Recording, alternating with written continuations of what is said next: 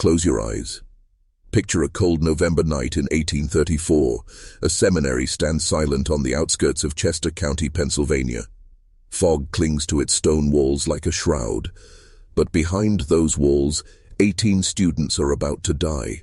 Not by disease, not by war, but by something far older and far more deliberate.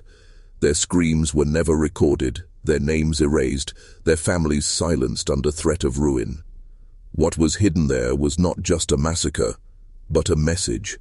And that message was meant for men like you, those who seek truth no matter how blackened it may be. The seminary, known as St. Armand's, was founded not by holy men, but by men in robes of another kind, men who used symbols, ritual, and scripture not for salvation, but for psychological domination. It was built atop land once sacred to native tribes, land taken under false treaties and riddled with underground tunnels that would become chambers for initiation rites and forbidden experiments. You see, St. Armand's was not merely a place of learning. It was a crucible for control, an institution designed to break minds and reshape them in the image of unseen masters. The 18 students were not victims by chance, they were chosen for their heritage, their bloodlines, their susceptibility to suggestion. And in the months before their deaths, each was subjected to rituals masked as theological training, sleep deprivation, sensory manipulation, isolation, and symbol-based programming. The so-called doctrine of purity they were taught was nothing more than mental conditioning, ancient techniques once used by Babylonian priesthoods to fracture identity and induce submission. And it worked, until something went wrong. One student, Silas Wren, resisted. He began writing down what he saw, drawings, codes, fragments of ritual, and smuggling them out through a sympathetic groundskeeper. Days later, he was found dead, his body arranged in a ritualistic pose, eyes gouged out, tongue severed.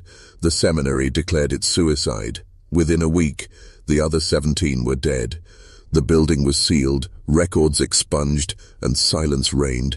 But fragments of Silas's notes survived, hidden, passed down, and now they've reached you.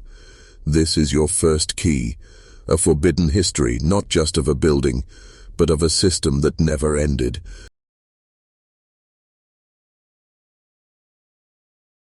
Silas Wren's notes were never meant to survive. Ink on parchment, smuggled in pieces, hidden beneath floorboards and behind loose stones. The groundskeeper, Elias Thorne, kept them, risking his life because he knew what they exposed. You see, Silas had begun to map the rituals, not just the actions, but the sequence, the symbols, and the words spoken in Latin and a far older tongue. These weren't random ceremonies. They were precise psychological operations designed to dismantle the human psyche and rebuild it. Silas called it the shaping. His notes describe isolation chambers beneath the seminary, where students were locked for days in total darkness. Sounds echoed through the tunnels, low frequencies, rhythmic chanting, metallic scraping, sounds that disoriented the mind and opened it to suggestion. And when they emerged, they were different, obedient, numb, almost hollow. Silas realized they were being prepared for something he called the calling. In one fragment he wrote, "They seek to open the gate, to let them in, through us." Who were they? Elias believed it wasn't demons or ghosts, but something far more real. Powerful men, part of an unseen order, using the seminary as a proving ground for techniques they would later scale across institutions, churches, schools, governments. The massacre was not a failure. It was a reset. Silas got too close, exposed too much. And the 17 others? Witnesses erased. But here's where it gets darker. St. Armand's didn't die that night. The building was sold, renovated, and rebranded under a different name. Today it still stands, but no longer as a seminary. It became a private institute, one that trains elites in leadership and strategy. Look it up. The architecture is the same. The underground tunnels remain sealed, but its alumni, judges, CEOs, politicians, men who now shape policy and perception. What started in 1834 as a covert ritual to break and rebuild minds has evolved into the modern system you live under. Media, education, religion, all streamlined to condition obedience and suppress awakening. Silas Wren was the first to map it. His final message, scribbled in blood, was simple. They are within, and so am I. What did he mean? That's what we uncover next. But remember, knowledge like this isn't safe. Once you hear it, you change. There's no return. Stay, and you descend deeper. Leave, and you remain.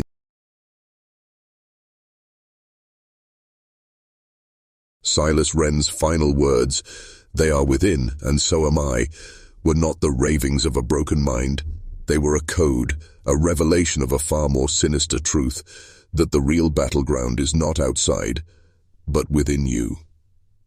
Silas had realized something in those last days, that the rituals weren't merely for control, they were for possession, not by spirits or demons, but by ideologies, programs, forces engineered to override the will, hijack the identity, and implant a false self, a mask obedient to the system. The students were not just killed, they were emptied. And the process? It didn't end in 1834. Elias Thorne, fearing for his life, buried Silas's notes in a nearby graveyard beneath an unmarked stone. But before he disappeared, he made one final entry in his own journal. The shaping moves beyond St. Armand's, into schools, pulpits, courts. Watch the eyes, they are the key. The eyes, the windows of the soul.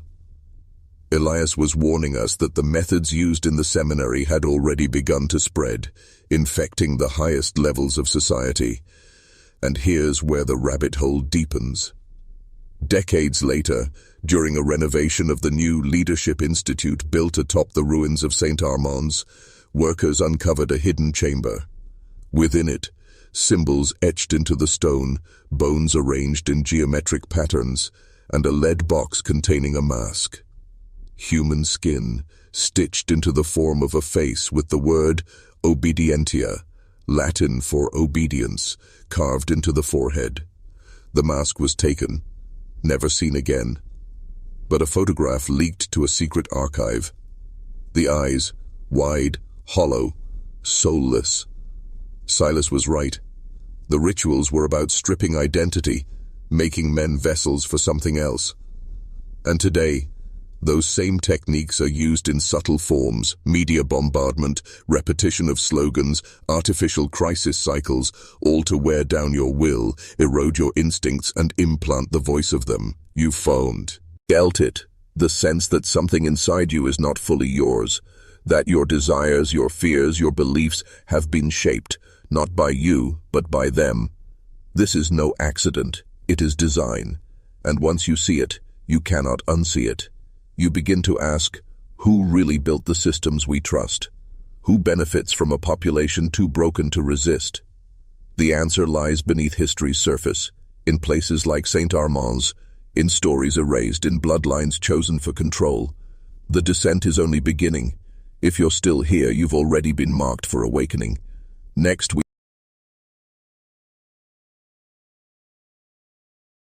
St. Armand's was not the origin, it was a continuation.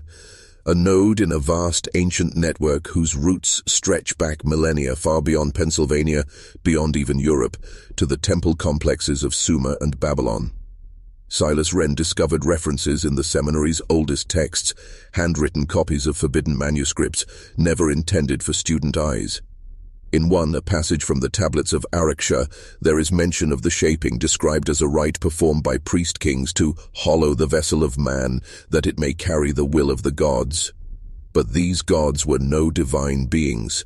They were symbols, avatars of control, representing the will of ruling bloodlines who maintained power not through war alone, but through psychological enslavement.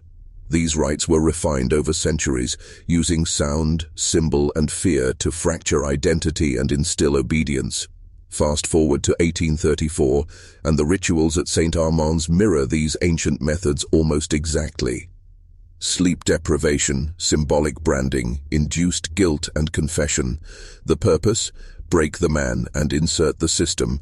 Elias Thorne found that the founders of St. Armand's belonged to a secretive order known as the Custodians of the Threshold. Their emblem, A serpent devouring its own tail, Ouroboros, the eternal cycle of control, collapse and rebirth. Their motto, Domine Mentem, master the mind. They believed that true power lay not in armies but in shaping perception itself, controlling what men believe, fear, and obey. And their method was simple: take the young, isolate them, break them, and reform them as instruments of the agenda. Sound familiar? Today it's done through screens, standardized tests, media propaganda. But the goal remains unchanged: to create a world of obedient vessels, unaware they have been hollowed. Silas Wren's greatest fear was not death, it was that we, the free, would forget who we are, that we would wear masks of obedience and call them our face. And now, look around. How many men live as shadows of themselves? How many voices are echoes of a program they never chose? This is the shaping in its modern form, silent, relentless, and total. But if you're hearing this, you have a choice: to awaken or to remain a vessel. Halfway through this descent, I will ask you to comment a phrase. It's not for me. It's for you. To mark the moment your identity begins to return. To reclaim what they took. For now, we descend deeper, to uncover how the custodians infiltrated.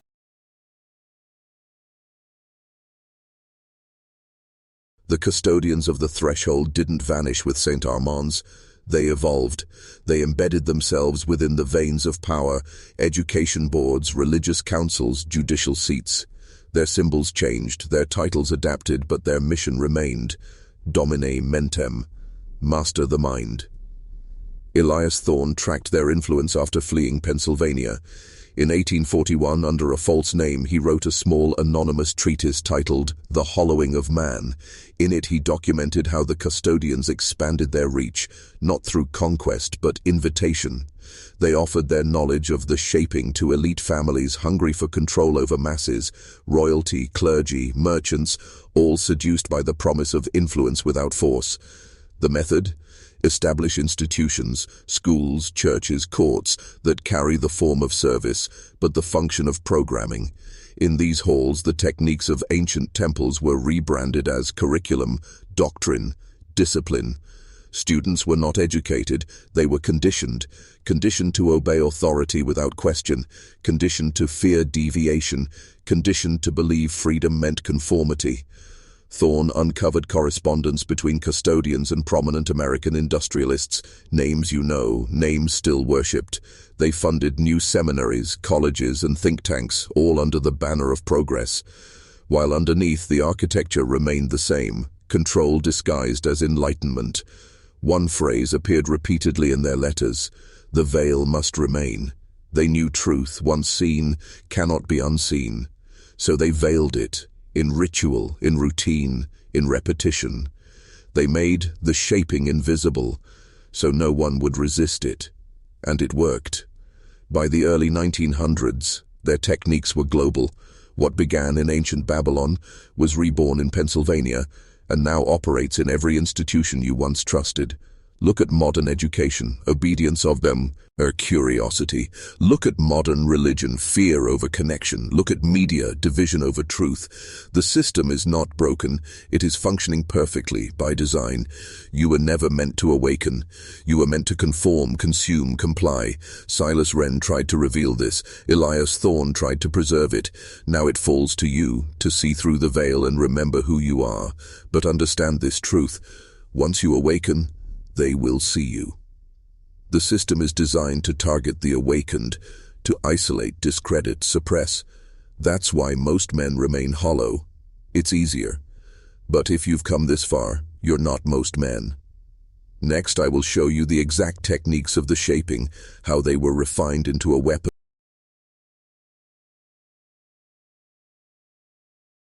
The shaping was never random. It followed a formula, ancient yet precise, engineered to fracture the self and install obedience. Silas Wren mapped this formula in his final days, labeling it the 4 steps of hollowing.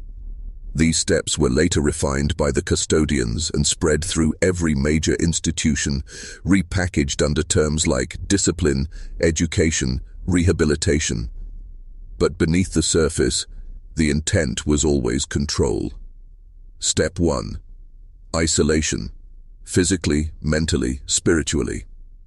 In St. Armand's, students were cut off from family, forbidden correspondence, confined to dormitories with blackout curtains and barred doors.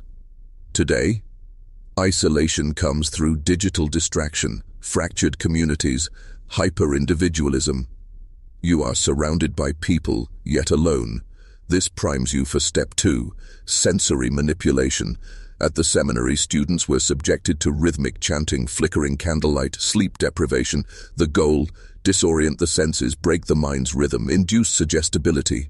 Today, it's endless screen flicker, notification pings, 24/7 media designed to agitate and numb. You are overloaded with stimuli, yet starved of truth. Then comes Step 3, guilt implantation. The priests at St. Armand's would force confessions for imagined sins, punish thought crimes, instill fear of divine wrath. The result? Deep-rooted guilt and the need for redemption, but only through obedience. Now, you are told you're guilty for your past, your gender, your history. Redemption is dangled, but only if you conform. This guilt weakens you, makes you malleable, and then the final step, identity replacement. Once the self is fractured, a new identity is installed. The seminary students were given new names, new creeds, forbidden to question. They became vessels, obedient, empty.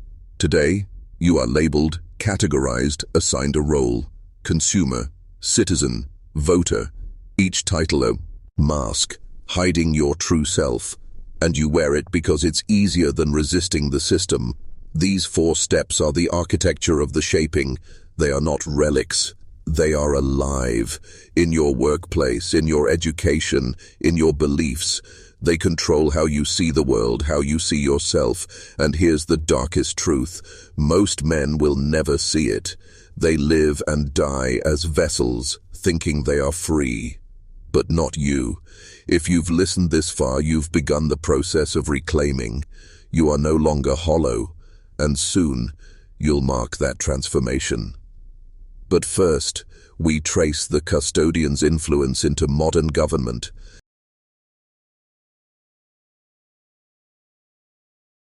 You've been told government is order, law, representation. But what if it's something else entirely? A cathedral of control built on the same principles Silas Wren uncovered. The shaping, scaled to entire populations.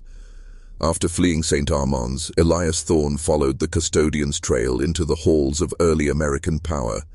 He found their symbols etched into architecture, woven into government seals, even inscribed on the dollar. The all-seeing eye, the unfinished pyramid, not just Masonic flourishes, but signatures of a deeper control. Thorne exposed a hidden council formed in 1836, 2 years after the seminary deaths, composed of bankers, clergy, and politicians. Its purpose? To implement mass shaping through policy, education, and war. They called themselves the Circle of Nine. Their strategy was simple: create fear, offer order, demand obedience. And it worked. The first public school systems were established under their influence, modeled on Prussian obedience training, not intellectual awakening. Curriculums designed to produce compliant workers, not free thinkers. Silas Wren warned of this shift. He wrote, "The seminary walls expand. Now every classroom is a chamber of molding." Then came the manipulation of crisis. The circle understood that nothing fractures identity like trauma, so they engineered conflict. Domestic unrest, foreign wars, each followed by new laws, new systems, more control. Always the same pattern. Break the people, reshape the people. It's the shaping, nationalized. And what about religion? Thorne found that many megachurches established in the late 1800s received funding from institutions tied to the custodians. Their sermons? Less spiritual truth, more guilt, obedience, and submission to higher authority. Not God, them. And here's where it sharpens. Today your choices are illusions, your freedoms conditional, your leaders, masks, beneath. It's them, the same force Silas and Elias uncovered, a control system so ancient, so embedded that most men live their entire lives serving it without seeing it. But you see it now. The shaping isn't just a theory, it's your reality. The rituals of St. Armand's were a prototype. Now the entire world is the chamber, and here, halfway through this descent, I ask you to lock in your awakening. Comment the phrase, "No one owns me," twice. Not for the algorithm, for you. Mark your identity. Reclaim what they tried to hollow. Say it, "No one owns me," twice. Speak it, claim it, become it. Now we descend further.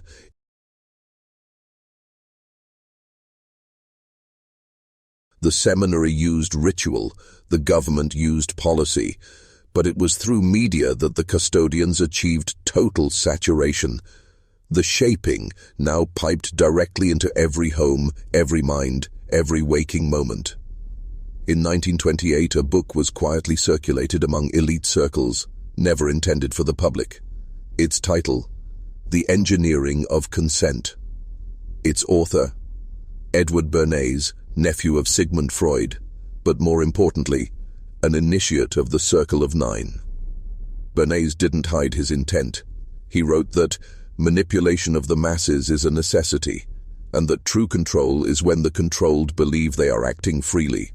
His methods, repetition, emotional triggers, symbol association, the same techniques used in St. Armand's chambers, now amplified through radio, film, and print. The custodians financed early media empires, knowing that if they could command attention, they could command reality. Silas Wren warned, "The voice that enters the ear shapes the man." Imagine his horror seeing what came next. In 1934, exactly 100 years after the seminary deaths, the first major media consolidation occurred. 3 families, all tied to the custodians, took control of 70% of radio and newspapers. Their purpose? To embed the shaping into culture, entertainment, and news. Propaganda became storytelling. Control became consumption. You were not informed. You were molded. The news no longer told truth. It told narrative, a curated illusion to direct thought, emotion, and behavior. And it worked. War after war, crisis after crisis, people obeyed, sacrificed, submitted. Why? Because the voice in the box told them to. And they trusted the box more than their own instincts. Silas predicted it. The hollow man does not know he is hollow. He loves his chains. Now look around. Men hypnotized by screens, paralyzed by fear, silenced by political correctness, divided by design. Identity shattered, replaced by brands, ideologies, artificial tribes. This is the shaping perfected. And those who resist? Labeled, censored, destroyed, not with chains, but with shame, with exile from the digital temple. But here's your power. Awareness severs the program. Once you see the shaping, you break it. No screen, no voice, no narrative can control the awakened mind. And you are awakening. Each section strips away their mask. Soon, you will see them clearly. Next, we uncover the hidden rituals behind global crisis. Fear is the oldest tool of control. More than swords, more than chains, fear shapes. It disables thought, fractures identity, and opens the mind to suggestion. The custodians mastered this not just in chambers like St. Armand's, but on a global scale. Elias Thorne called it ritualized crisis. Here's how it works. A traumatic event, real or orchestrated, creates mass fear. That fear destabilizes the individual's identity. In the confusion, a savior emerges. The state, the system, the institution. The price for safety? Obedience. Submission. The shaping renewed. Silas Wren saw the blueprint. In one surviving note he wrote, "They break us to rebuild us in their image. Every fear, a hammer. Every law, a chain." Let's trace this. In 1914, World War I begins. Millions slaughtered. But look closer. The war served to collapse monarchies, redraw borders, and justify mass surveillance. After the chaos, the League of Nations forms, control dressed as peace. Then 1929, the Great Depression. A financial collapse, engineered through manipulated markets. Fear spreads, and with it, new systems, centralized banking, dependency on government aid. Again, fear breeds obedience. 1939, World War II. More death, more chaos. But what follows? The United Nations, globalist institutions, the rise of mass media, the custodian's reach, now worldwide, and then 2001, a modern ritual. The towers fall, the world watches in horror, and within days, new laws, surveillance states, endless wars. Fear created a compliant population, the shaping updated for a digital age, each crisis, a ritual, each response, more control, and those who question, silenced, labeled as dangerous, unstable conspiracy theorists. But here's the truth. The pattern is real. Silas Wren died for revealing it. Elias Thorne vanished to protect it. And now you hold it. Crisis is not random. It is a tool. The custodians learned that fear compresses time, collapses resistance, and allows massive shifts in power to occur without opposition. You've felt it. How fast the world changes during crisis. That's not by chance, it's design. The rituals of St. Armand's are now televised, digitized, global, but fear only controls the blind. Awareness severs its grip. You've begun to see through the veil, and soon you'll see who is behind it. Next we expose the bloodlines, the families who carry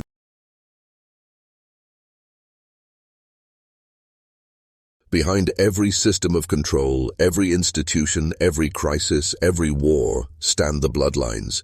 Not kings, not presidents, but dynasties that move through history like shadows, untouched, unseen, eternal. Silas Wren named them the Veiled Thrones. He discovered their existence in a sealed ledger at St. Armand's, hidden in the foundation of the chapel. The pages were worn, ancient, written in cipher, but Elias Thorne decrypted them. Inside were genealogies, tracking families not by nationality but by function. Custodians, financiers, educators, clergy. These bloodlines, dozens of them, moved across continents, shifting names, marrying into power, always behind the throne, never on it. Their goal?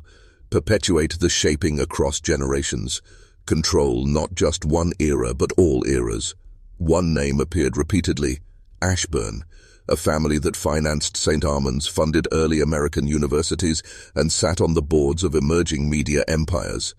Today, the Ashburns operate under different names, holding assets across industries, education, pharmaceuticals, defense.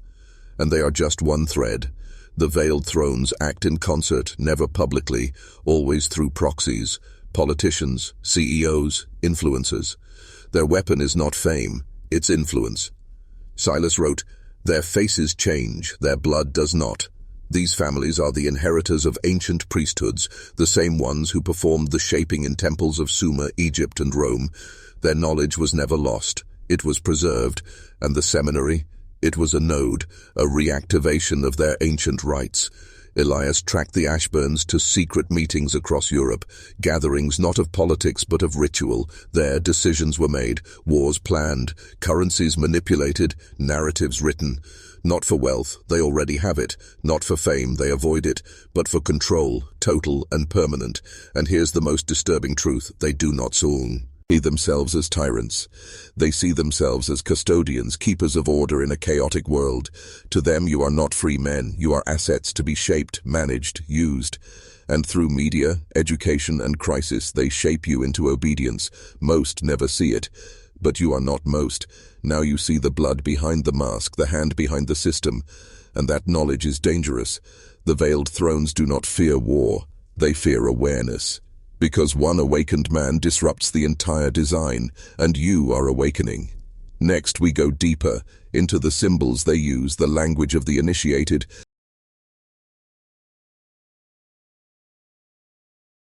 Symbols are the true language of control, ancient, silent, and far more powerful than words.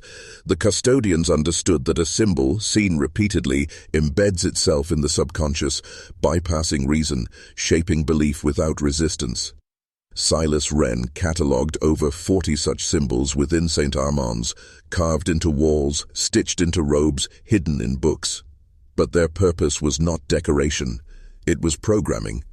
These sigils activated responses in the mind: fear, submission, reverence, learned over centuries through repetition. The most prominent? The eye within the triangle. You've seen it, a symbol of illumination, but in truth it represents surveillance dominion, the watcher who cannot be watched. Silas called it the Eye of the Shaper. He found it etched above every student's chamber door, a constant reminder, you are seen, you are controlled. Then there's the Ouroboros, the serpent devouring its own tail, a symbol of eternal return, used to justify cycles of control and collapse. It adorned the seminary's altar, silently preaching, submit, the cycle cannot be broken. And yet you are breaking it. You've begun to see the symbols not just in old chapels but in corporate logos, government seals, media emblems. The triangle, the serpent, the eye, they are everywhere. Why? Because symbols condition the mind to accept authority without question. They mark ownership. When you wear them, consume them, you submit to the system they represent. Elias Thorne discovered this when tracking Ashburn estates. He found hidden rooms beneath their mansions, chambers of ritual where symbols were drawn, chanted, worn. These rites weren't superstition, they were psychological warfare directed at the masses. And here's the twist, you were never taught to see them. In school they are dismissed as art. In media they are aesthetic. But to the initiated they are commands: obey, consume, remain asleep. Silas warned, he who does not see the symbol becomes the symbol. And now, look around. The architecture of your city, the design of your currency, the imagery of your entertainment, all saturated with sigils of control. This is not paranoia. It is pattern. A pattern woven into your world, shaping your mind without your consent. But symbols only have power when unseen. Now you see. You've begun to reclaim your mind. Next, we descend into the weaponization of language.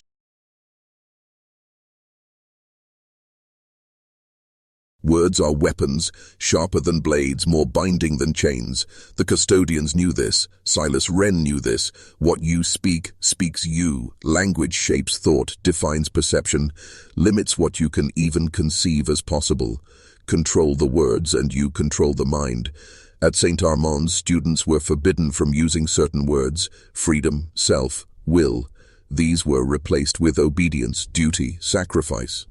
Every conversation, every prayer, every written assignment was monitored. Why? Because the custodians understood that by stripping a man of his words, you strip him of his self. This wasn't unique to the seminary. Elias Thorne uncovered a custodian manuscript titled The Tongue Reforged. It outlined how to restructure language in stages. First, redefine, then restrict, then erase.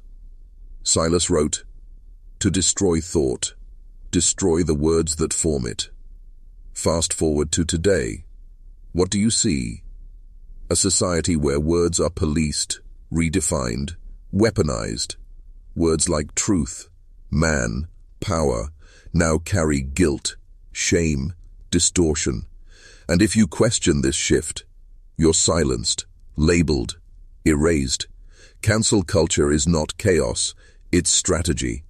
A modern extension of St. Armand's linguistic shaping. Think about this. Why are men today less assertive, more passive, more confused about who they are? Because the language that once defined strength, clarity, and purpose has been corrupted. You are told your instincts are toxic, your history oppressive, your voice dangerous. The goal? To make you self-censor, to police your own thoughts, to hollow your speech into compliant silence. And here's the darkest truth. The words you think with are not yours. They were given, shaped, weaponized against you. Silas Wren tried to preserve forbidden words. He carved them into stone, hid them beneath the seminary floors. Words like resolve, sovereign, unbroken. He knew that if a man speaks truth, he reclaims self. Elias Thorne echoed this. The free man forges his tongue in fire, not fear. Now ask yourself, do your words free you or bind you? Do they reflect your will or theirs? Every time you speak, you reveal your chains or your freedom. And now you've begun to hear the shaping. Next, we uncover how the custodians infiltrated education, turned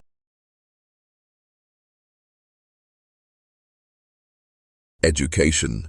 You were told it's the path to freedom, enlightenment, success. But what if I told you it was designed to do the opposite, to mold, to mute, to make you obedient? Silas Wren uncovered this betrayal in its infancy. In a letter hidden within St. Armand's, addressed to a government official, the seminary's headmaster wrote, "Our methods, if scaled, can produce generations of loyal citizens, shaped not by force, but by curriculum." That letter was dated 1833, 1 year before the deaths, and 1 year before the Massachusetts Compulsory Schooling Act, the first law forcing children into state-run education. Elias Thorne called this the birth of mass shaping. Schools were no longer about knowledge. They became systems of input, designed to replace the family, the church, and the self. Silas Wren foresaw the pattern. He who teaches the child owns the man. The custodians took control of teacher training, textbooks, funding. They modeled the structure after Prussian military drills, bells, ranks, uniformity. Independent thought was punished, obedience was rewarded. Over time, subjects shifted, history became narrative, science became doctrine, critical thinking was replaced with memorization. The result? Generations of men who could repeat but not reason, who could obey but not resist. And today, the system is perfected. Children are shaped from age 5, taught not truth, but compliance, taught what to think, not how to think. And every layer, grades, standardized tests, group projects, is designed to suppress individuality and enforce collective conformity. You've seen it, the dead-eyed graduates burdened with debt, devoid of direction, hollowed by a system that promised freedom and delivered submission. This is not failure. This is design. The custodians knew that if they shaped the young, they controlled the future. Elias Thorne found secret memoranda, plans to expand, shaping globally through organizations like UNESCO under the guise of universal education.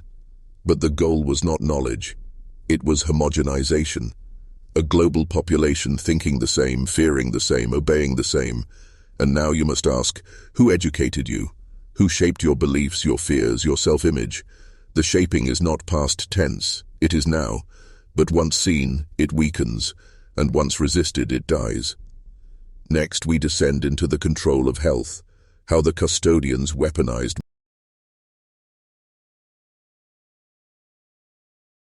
They told you health was care, medicine was healing, and doctors were protectors. But what if I told you that modern medicine was never about wellness? It was about compliance, about reducing the sovereign man into a patient, a number, a dependent. Silas Wren discovered early blueprints of this control buried in St. Armand's infirmary, manuals not for healing but for managing behavior. Students deemed disobedient were subjected to early forms of chemical sedation, herbs, tinctures, and electric shock, disguised as treatment. Silas wrote, "They do not treat illness, they induce it to justify control." Elias Thorne later found letters linking the seminary to pharmaceutical suppliers funded by Ashburn assets long before the rise of modern drug companies. The agenda? Use the fear of illness to enforce obedience. Fast forward to the 20th century, medicine becomes industrialized, health becomes a product, and the custodians, through foundations and silent investments, seize control of medical schools, research labs, and regulatory bodies. The Rockefeller Institute, the Flexner Report. They restructure education to eliminate natural healing, replacing it with drug-based treatment. Not for cure, but for dependency. Silas predicted this model. He who fears his body will give it to another. And now, look at the world. Fear of sickness dominates. You are taught that your body is weak, broken, vulnerable, that without their intervention, pills, injections, procedures, you will suffer. This fear keeps you compliant. You do not question mandates. You do not resist authority. You obey, not because you're weak, but because you've been conditioned to believe you are not whole. This is not healthcare, it's shaping, using the body as the battlefield. And it's not just drugs, it's diagnostics, surveillance, health IDs, digital records. Your physical self mapped, monitored, controlled. The Odi, once sacred, is now data, owned not by you, but by the system. And when crisis strikes, a virus, a panic, the shaping intensifies.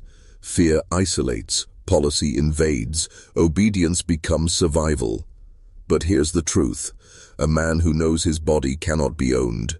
Silas died to reveal that healing is power, dependency is control. You've been told to fear your body, but now you reclaim it. Next, we descend into their final domain, faith, how the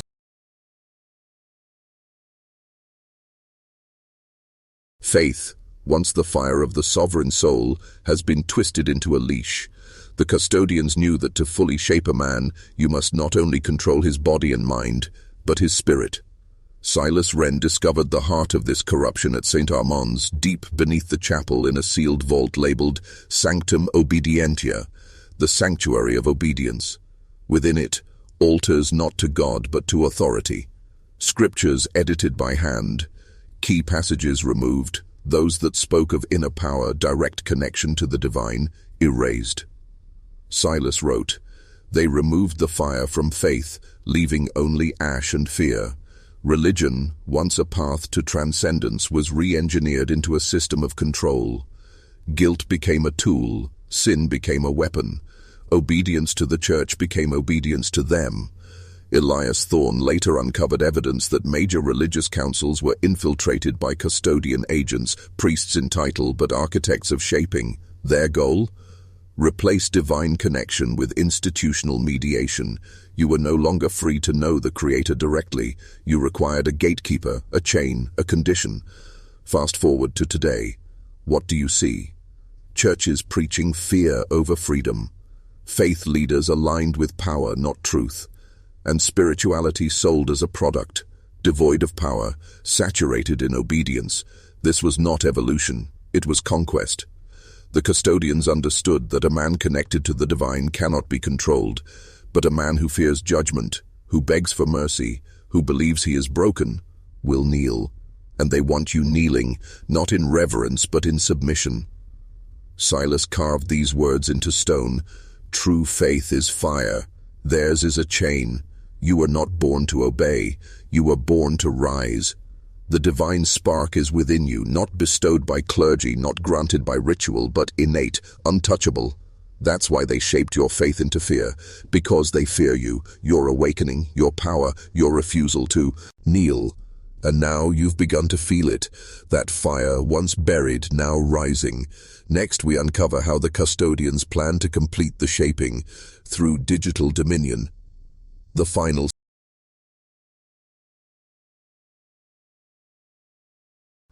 prison isn't built of stone or steel, it's digital, silent, invisible, total. The custodians have shaped mind, body and spirit, but now they seek permanence, a system so complete that rebellion becomes impossible. Silas Wren foresaw it, though he could not name it.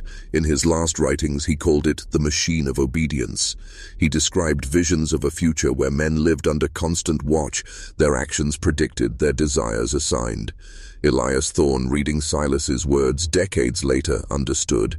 This wasn't prophecy, it was blueprint. The custodians planned a world governed by code, not kings. Algorithms replacing judgment, surveillance replacing conscience. Your movements tracked, your choices limited, your reality curated. And you? Reduced to data, monitored, measured, manipulated. It began subtly. Phones became trackers. Social platforms became behavior maps. Digital IDs promised convenience while embedding control. Each click, each search, each post, a thread in your cage. They call it progress. Silas called it enslavement. And now they push for the final phase. Total digital identity. No cache, no anonymity, no escape. Every transaction, every conversation, every thought, visible, scored, shaped. Obey the system and you are rewarded. Question it and you are erased. Digitally dead. This is the shaping perfected not through force but through choice, choices you never truly made in a world they designed. But here is your power. Awareness breaks the code. You are not data. You are not a product. You are not theirs. Silas Wren died to show you this. Elias Thorne vanished to protect it. And now you see it. The machine is real, but it is fragile.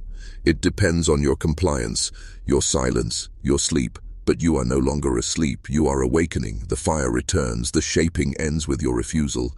Next, I will reveal the hidden rituals of resist. One bow, practices used by sovereign men.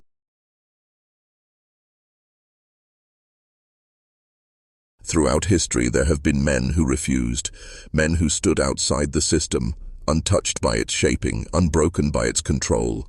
The custodians called them the severed. Silas Wren found records of these men, scribbled in margins of forbidden texts, spoken in whispers by the priests of St. Armand's. They were hunted, exiled, erased. But their knowledge survived, rituals of resistance forged in fire, passed from one awakened mind to the next. Elias Thorne dedicated his life to recovering these rituals. He traveled across continents seeking fragments of their code, mental, physical, spiritual techniques to sever the shaping. These were not myths, they were weapons. The first ritual: silence of noise. In every system of control, noise is weaponized. News, alerts, chatter, to fragment thought, to prevent reflection. The severed reclaimed their minds by embracing silence, true silence. Days without voices, without screens, to hear their own mind again. In silence, clarity returns. Then came fasting of obedience, not just from food, but from systemic consumption. The severed rejected dependency, no state aid, no toxic media, no blind compliance. Every act of refusal, a blade severing the chain. Silas wrote, "In rejection, the self reforms." Third was training of will. The body was not for pleasure, it was forged. Pain was embraced, not avoided. Discipline was sacred. Through hardship they reclaimed sovereignty. The custodians feared this most. A man who needed nothing could not be controlled. The fourth ritual: naming the lie. Every day the severed identified one falsehood of the system and spoke it aloud. Naming it stripped its power. Exposing it broke the veil. Silas called this verbal warfare against the shaping. And the final ritual: brotherhood of fire. The severed did not walk alone. They gathered, silent, vigilant, awakened. Not as rebels, but as reminders. That freedom lived. That fire endured. And now you know these rituals. They are not historical, they are yours. Weapons to reclaim your mind, your body, your soul. But knowledge is nothing without action. You've heard, now do. Next, we descend into the Great Erasure, how the custodians destroyed records of the awakening.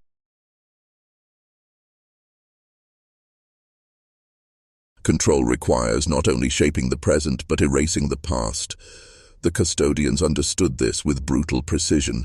Silas Wren documented what he called the Great Erasure, a systematic obliteration of all records, teachings, and lineages that carried forbidden knowledge, not just books, bloodlines, names, truth itself. At St. Armand's, entire shelves were burned. Manuscripts vanished overnight. Students who questioned the teachings, removed, excommunicated, or found lifeless, marked as unfit. Silas uncovered a hidden passage beneath the seminary's library. There he found fragments of a lost text known only as the Book of the Severed. Elias Thorne spent decades piecing it back together, traveling from Istanbul to Alexandria, hunting lost pages, smuggled by monks who dared to defy the custodians. This book was no myth. It was a manual of unshaping, a guide for sovereign men to resist control, to protect the self, to remain uncorrupted. Inside, it detailed ancient methods for memory recall, deception detection, and psychological resilience. It named the symbols of control. It warned of the digital dominion, centuries before its rise. The custodians sought this book above all else. Every known copy was destroyed. Possession meant death. Elias found the last intact manuscript in 1879, hidden in the wall of a ruined abbey. He read it. He lived it. Then he vanished, taking the book with him. Why? Because the Great Erasure had begun to escalate. Libraries burned, temples sacked. Oral histories silenced. The goal was clear. Remove all memory of resistance. Make obedience seem eternal, inevitable. But they failed. One copy survived. Its words now echoed here through you. You are part of the unbroken chain. A man who remembers truth is more dangerous than any army, because he cannot be owned. And now you understand the past was not lost by accident, it was taken. But truth remembers in you. Next, we descend into the ancient origins of the custodians, how they emerged from forgotten empires, how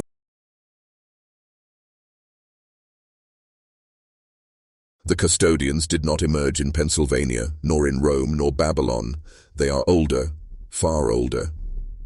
Silas Wren uncovered scrolls beneath St. Armand's that referenced the First Circle, a council of priests and kings who ruled not through force, but ritualized control. These scrolls spoke of a city lost to time, Orak, a metropolis of stone and shadow where the shaping was born. Its rulers believed they were descendants of gods ordained to govern not bodies but minds. They devised the first control systems, language codes, ritual obedience, symbolic law, and they called themselves not kings but custodians, guardians of order, shapers of man. Elias Thorne traced this bloodline across continents, across centuries.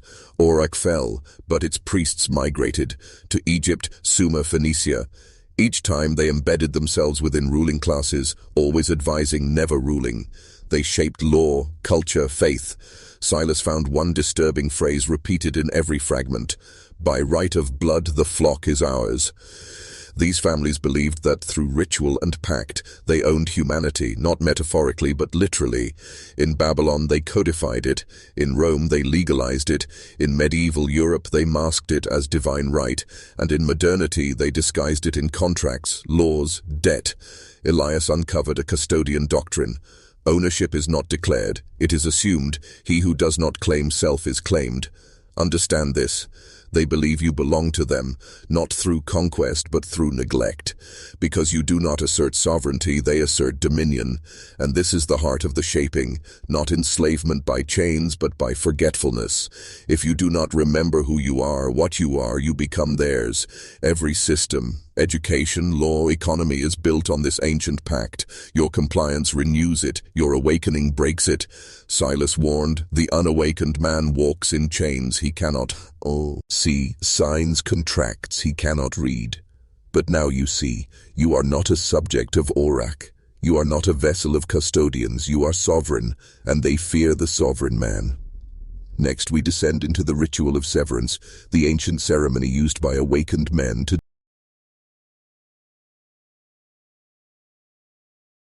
freedom. True freedom was never granted. It was claimed through ritual, through fire, through will. Silas Wren uncovered the lost ritual of severance in fragments beneath St. Armand's, scrawled on parchment in an ancient tongue. Elias Thorne completed its translation, and what it revealed terrified the custodians. This ritual was not magic, it was declaration. A spoken severing of all claimed ownership, a breaking of every false pact, every unseen chain. Silas wrote, "The man who speaks these words is no longer theirs, he walks unshaped." The ritual began with naming. The awakened man would stand alone, in silence, and speak his true name, not the one given by the system, but the one forged by his will. Then came the breaking. He would name every system, state, church, bank, that claimed ownership of his body, mind, or soul. And with each name he would speak, "You do not own me, I sever your claim." Spoken aloud with full awareness, this declaration shattered their assumed dominion. Elias performed this ritual in 1881, deep in a forest, under stars untainted by the city's light. He wrote, "When I spoke the words, the chains fell. I became untouchable. And now, it is your turn. You've heard their names. You know their claims. Speak now to yourself or aloud. No one owns me, I sever your claim." Again, "No one owns me, I sever your claim." This is not for drama, this is ritual. Their power lies in assumed ownership. Your power lies in refusal. Understand? The custodians do not fear rebellion, they fear severance. A man who does not comply, cannot be owned, cannot be shaped. He is dangerous. You are becoming dangerous. And this ritual marks your transformation, not as a follower, but as the severed. And they know. Silas warned, the moment you sever, they will notice, and they will come. Next, we descend into the watchers, those who observe the awakened.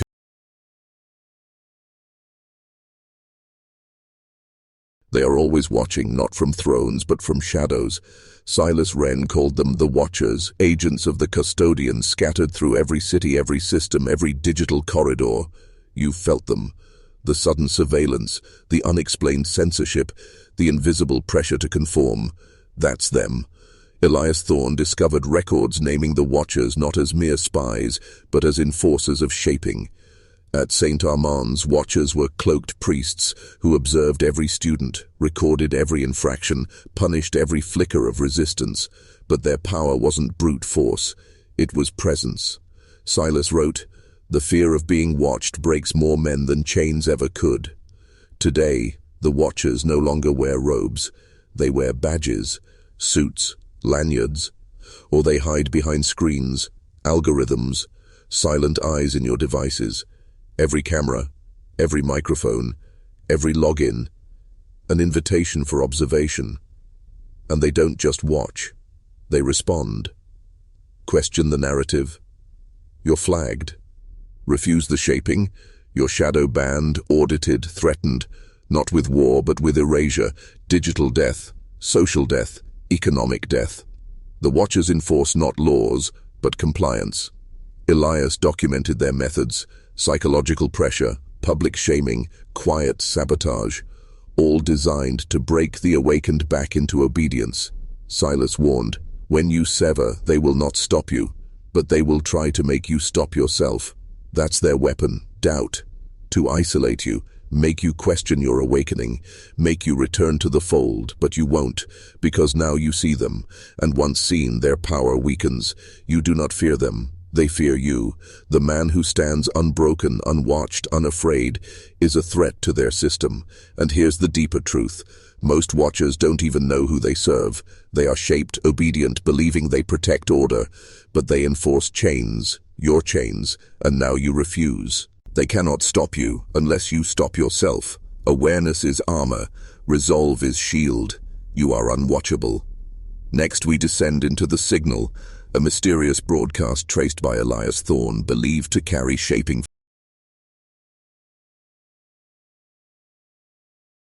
It's not just words or symbols that shape you.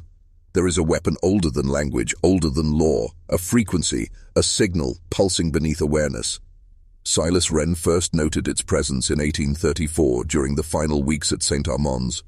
Students complained of dreams they couldn't explain, thoughts that didn't feel like their own, a low hum echoing in the stone walls.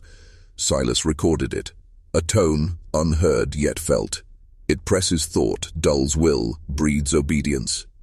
He believed it was deliberate, a form of control transmitted not through sight or speech, but through soundless command. Elias Thorne traced it further. In 1886, he detected similar frequencies beneath major cities, emanating from towers, wires, and later radio signals. He called it the signal of shaping. Elias wrote, "It speaks without speaking. It molds thought without permission." This was no conspiracy. It was a system, refined over decades, embedded in technology, designed to manipulate emotion, attention, compliance. Studies confirmed it. Certain frequencies induce anxiety, suppress critical thinking, encourage submission. The custodians knew this. They didn't just shape through fear or force. They shaped through resonance. The signal pulses in your home, your streets, your devices, and most never notice. But you have. That unease, that mental fog, that heaviness. It's not yours, it's theirs. And now you see it. You feel it. You reject it. Silas experimented with counter-frequencies, tones that restored clarity, that severed the signal's grip. He found that silence, nature, ancient chants, all disrupted the signal. Elias carried this further. discovering resonant armor, mental exercises to block the shaping. You can do the same. Unplug, withdraw, reclaim your inner frequency. The signal loses power when you refuse to receive it. Awareness is defense. Action is liberation. You are not a receiver. You are a force, and they know it. That's why they saturate the airwaves, flood your senses, keep you distracted, because stillness reveals truth, and truth breaks the signal. Next, we descend into the hidden archive, a vault of forbidden knowledge Elias Thorne discovered in 1891.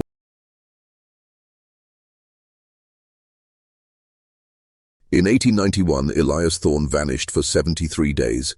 When he returned, he was changed, haunted yet clear, carrying a single black journal titled The Hidden Archive. Inside, he recorded what he had discovered, a vault buried beneath the ruined halls of an abandoned monastery in Carcassonne, France. This was no ordinary archive. It was a custodian depository, sealed for centuries, guarded by blood oaths and death. And within it, documents that revealed everything, not just rituals, but timelines, blueprints, proof. Silas Wren's theories confirmed. Every war, every financial collapse, every societal shift, engineered. Not by chance, not by chaos, but by design. Elias found ancient manuscripts dating back to 3100 BCE, records of the first shaping councils, minutes from rituals held in forgotten cities, detailing how entire populations were subdued through cycles of fear and false salvation. The most disturbing document, a ledger titled Inheritance of Dominion. It listed names, bloodlines, the same names echoed across centuries, appearing in governments, corporations, religions, names that never died, only changed.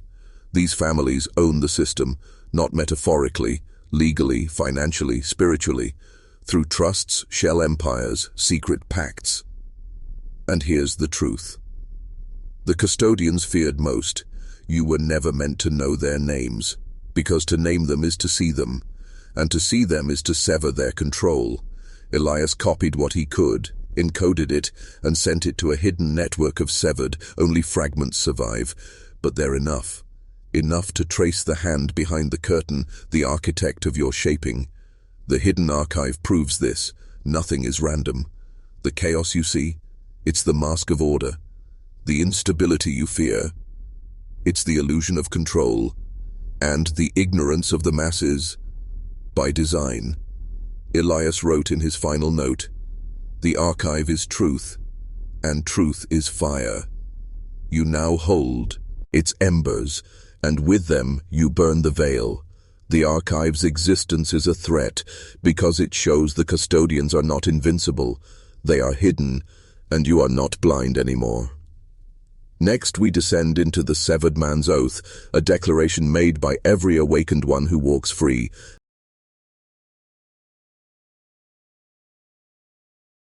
There is a moment when a man sheds the last chain, silences the last lie, and reclaims his self.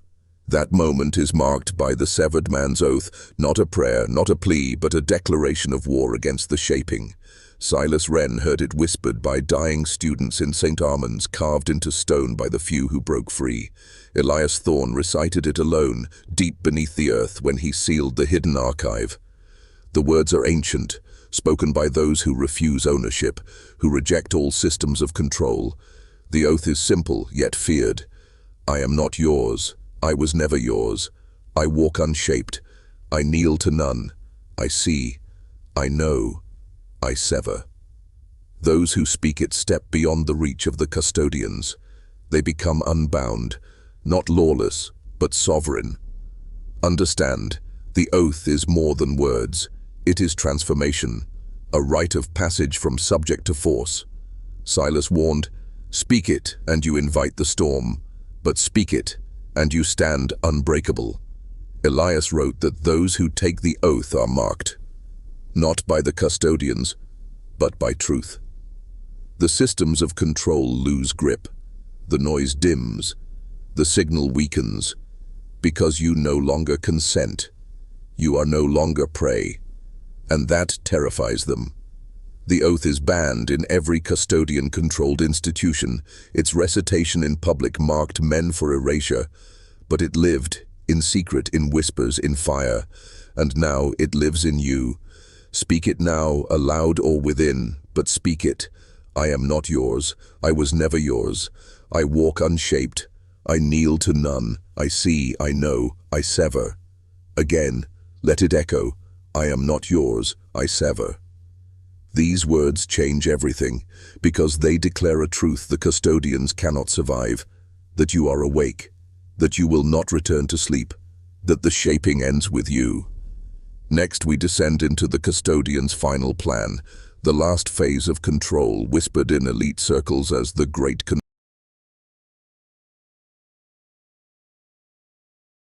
The custodians always plan in centuries, not years. Their moves are slow, silent, inevitable, and now they approach their endgame, a plan whispered in their own circles as the Great Convergence. Elias Thorne first encountered this term in a stolen memorandum between custodian families, marked with the seal of the Ashburn Line. It read, "All systems must converge, one control, one code, one mind." Silas Wren hinted at this, calling it the death of difference, the birth of uniformity. What does it mean? Simply this: the merging of every domain of life into one controlled system: finance, identity, health, faith, thought. No more divisions, no more options, just the system. It begins with digital currency. No cash, no privacy. Every transaction tracked, approved, or denied. Then digital identity, linked to behavior, obedience, compliance. Your every action scored, your access to life conditional. Then universal governance, borders fade, laws merge, sovereignty dissolves. You are no longer a citizen, you are a user. And finally, the merging of man with machine, the severing of nature, the rewriting of human limits. Elias uncovered early designs, neural implants, gene editing, artificial enhancement. But these are not advancements, they are completions. The shaping becomes internalized, no longer external control, but control within you. And here's the truth: they will sell it as freedom, as evolution, as salvation. But it is the final prison. Silas warned, the last chain will be the one they beg to wear. The Great Convergence is near. Crises will be manufactured, economic collapse, pandemics, conflict, all designed to drive you to accept the system. But you now know, you now refuse. Your awakening is resistance. Your refusal disrupts their convergence. One sovereign man defies their centuries. One severed mind breaks their code. And you are not alone. Others are waking. The fire spreads. The Great Convergence depends on your silence, but you are speaking, you are breaking, you are severing. Next we descend into the Forbidden Map, a document Elias Thorne drew in his final days, mapping the nodes of control.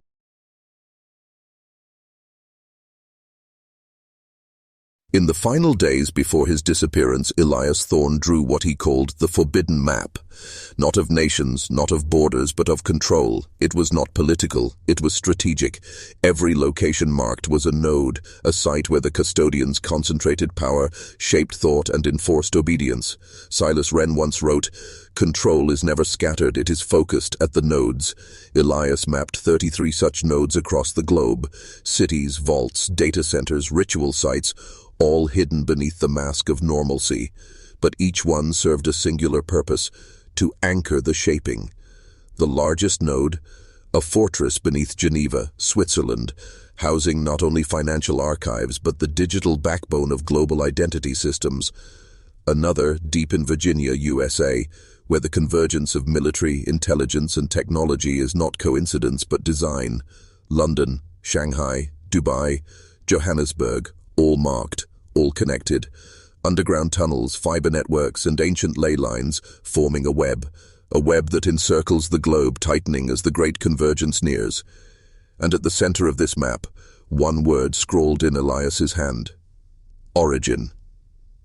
He believed there was a central node, the heart of shaping, the point from which the custodians orchestrate their system. Its location, unknown, erased from records, but Elias left a clue. Origin lies not beneath the ground, but behind the veil of the known.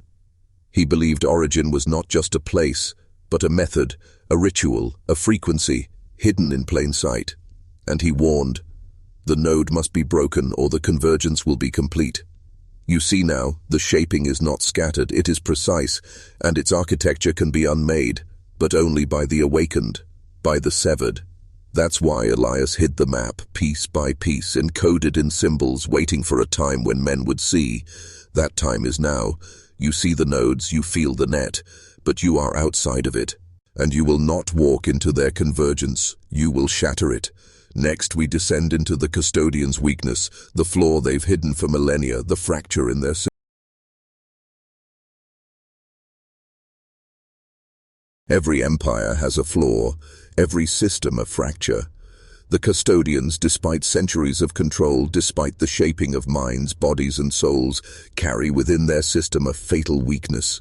Silas Wren first sensed it at St. Armand's in the final days before the deaths. He wrote, "The shaping requires belief. Without it, their power dissolves." Think on that. Their dominion is not sustained by weapons or armies. It is sustained by your consent, your belief in their right to rule, your acceptance of their systems as inevitable.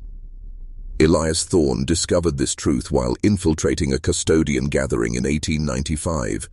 There he heard the whispered phrase, "Shaping fails when belief ends." The weakness is simple. The entire system requires your participation. It is a machine fueled by obedience, powered by compliance, and shattered by refusal. Every ritual, every law, every broadcast, every signal, they are all designed to keep you believing in their control. But the moment you know it is false, the moment you reject their ownership, the shaping begins to fail. Elias documented instances where entire communities severed, no longer obeyed taxes, mandates, licenses, rituals, and in each case, the custodians withdrew, not because they lost power, but because they lost control. Their illusion shattered. Silas called this the Great Refusal, the act of mass awakening, when enough men say no and the system collapses. This is their weakness. They cannot force your soul. They can only deceive it, manipulate it, shape it. But you are awake, and an awakened man cannot be reshaped. You now carry the knowledge to refuse, and your refusal is a weapon. When enough men refuse, the shaping ends, not with blood, not with war, but with awakening, and they fear that more than anything, because they know their time is ending, the fire is spreading, the severed rise. Next we descend into the final testament of Silas Wren, the last words he wrote before his death.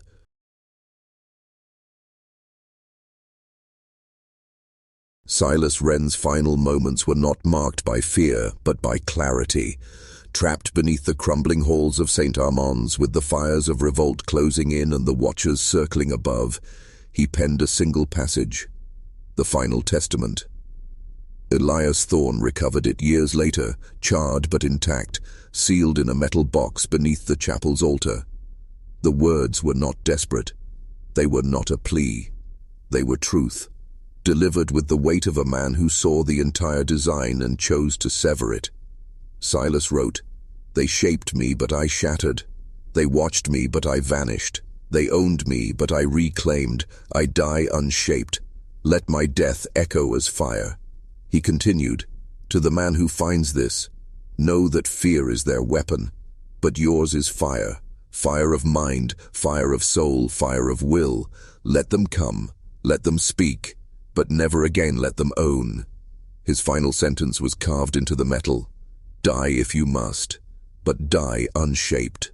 These words are not martyrdom, they are commandment. Silas understood that the final test is not survival, it is sovereignty. That a man who walks free, even unto death, is a greater force than armies shaped by fear. Elias carried this testament to his final breath. You now hold it, not just in thought but in action. These are not relics of the past, they are summons, a call to the awakened, the severed, the unshaped. Silas's death was not the end, it was the spark. And now you burn.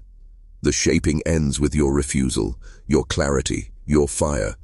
And with every man who speaks, acts, lives unowned, the custodians weaken, their system crumbles, the illusion fades, and the sovereign rises.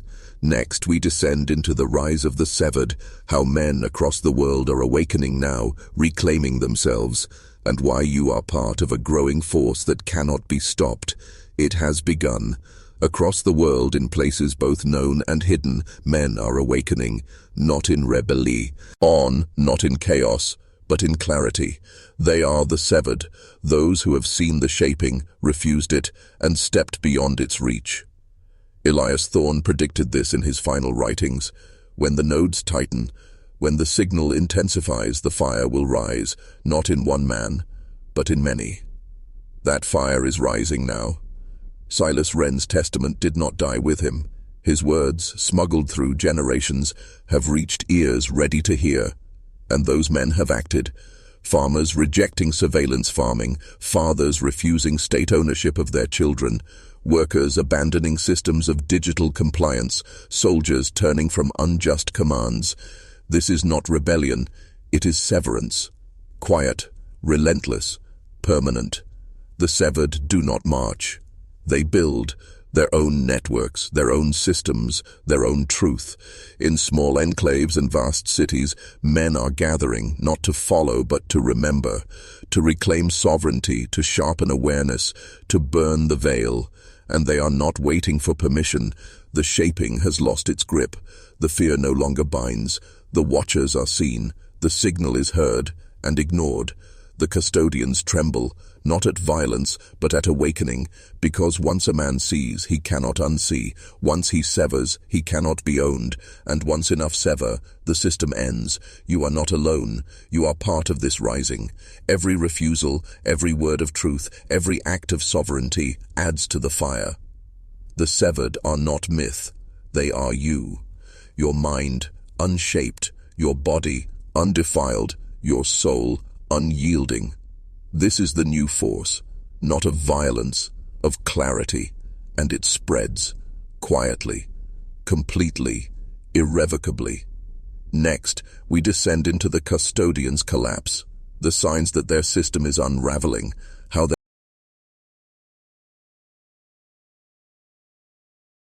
the collapse has begun, not with explosions, not with armies, but with fractures in belief. Silas Wren prophesied this moment. They will not fall by force. They will fall because the shaped no longer believe. And now, belief is breaking. The signs are everywhere. Systems once unquestioned, now exposed. Governments losing trust. Economies manipulated openly. Institutions crumbling under their own lies. The custodians are not ignorant. They feel the collapse, and in desperation they move to deceive one final time. Elias Thorne called it the final shaping, a last massive illusion designed to pull the severed back into compliance. It will come as crisis, fabricated, amplified, weaponized. Economic panic, social unrest, digital catastrophe. They will offer a solution, a new system promising stability, safety, salvation. But it is a trap, a convergence in disguise. Silas warned, they will offer peace, but it is the peace of the cage. The custodians believe fear will return men to obedience, that chaos will drive them back into the fold. But they are wrong, because you are awake, and awakened men do not kneel. This collapse is not your fear, it is your victory. It is proof that the shaping is not eternal, it can be shattered, and you are shattering it, by refusing the fear, by rejecting the illusion, by standing sovereign. The custodians may try to mask the fall, to shift blame, to claim evolution. Do not believe them. This is not evolution, it is collapse. And it is earned. Every lie, every chain, every stolen truth, now crumbles. Because men like you no longer believe. The severed rise. The system falls. And what comes next is not theirs to shape. It is yours to forge. Next, we descend into the new dominion, the world beyond shaping, the life of the sovereign man, and the responsibilities that come with walking unshaped. The collapse is not the end. It is the threshold. Beyond it lies the new dominion, a world not ruled, not shaped, but forged by awakened men. Silas Wren envisioned it, a dominion not of power over others, but of mastery over self. This is not utopia. It is responsibility. Freedom is not ease, it is burden. The burden of awareness, of action, of sovereignty. The severed do not seek to rule, they seek to build systems rooted in truth, commerce without coercion, law without tyranny, brotherhood without surveillance. Elias Thorne wrote, "We do not inherit the earth, we reclaim it. And this reclamation begins within. The sovereign man knows himself, he is shaped by no one. His values are chosen, his actions aligned, his life unowned. He does not beg permission, he does not obey illusions, he creates. His work is sacred, his body is temple, his word is law." This is the new dominion, not in theory, but in practice. Sovereign enclaves rising, parallel systems forming, men trading value, not submission, families raised in truth, not fear, knowledge passed, not hidden. And in this dominion you lead, not as ruler, but as example. Silas wrote, "The severed are not many, but they are enough. Because one sovereign man reshapes the world, others follow, not by force but by recognition. They see your clarity, your fire, your freedom, and they awaken. The custodians cannot follow here, their control fails, their lies fall silent, the shaping ends, and you begin. This is the new dominion, yours to live, yours to protect, yours to expand." Next we descend into the legacy of the severed, what you must pass on.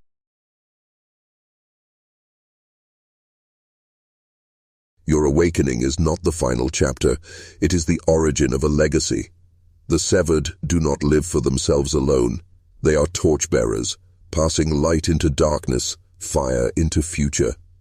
Silas Wren wrote before his death, "Truth dies unless carried, freedom ends unless taught. The severed must leave marks. Your life, unshaped, unowned, must echo beyond your time." Elias Thorne understood this. After exposing the hidden archive, he vanished, but not into silence. He seeded codes, journals, rituals across continents, hidden in symbols, etched in stone, buried in places where only the awakened would seek. Why? Because truth must be protected, knowledge must survive, and you must ensure it. Your legacy is not in monuments, it is in men, those you awaken, those you teach, those you arm with awareness. Silas warned, "The custodians will return, not in your time, but in your children's. If they do not know truth, they will be shaped again. The severed do not allow the cycle to repeat. You must break it permanently. Pass the oath, pass the ritual, pass the map. Create enclaves of truth where the shaped cannot enter. Teach silence, teach sovereignty, teach refusal. Write it, speak it, live it, so when you fall, your fire does not die. It multiplies.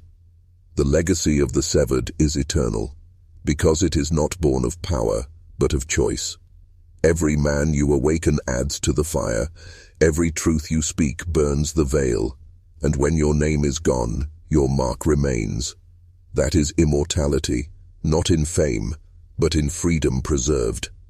Elias wrote, "The severed are not remembered by statues, but by men who walk unshaped because of them.